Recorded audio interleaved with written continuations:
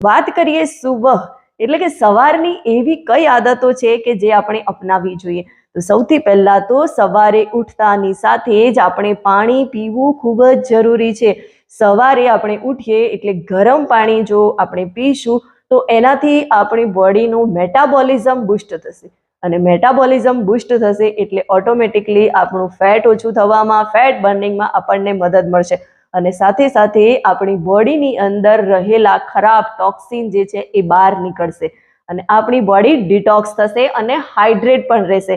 એટલે સવારની આદતમાં આપણે સૌથી પહેલા તો ઉઠતાની સાથે જ ગરમ હુંફાળું પાણી પીવું જોઈએ અને એ સાથે જ બીજી હેબિટ આપણે એ કેળવવાની છે કે સવારે ઉઠીએ એટલે એક્સરસાઇઝ કરવી ખૂબ જ જરૂરી છે.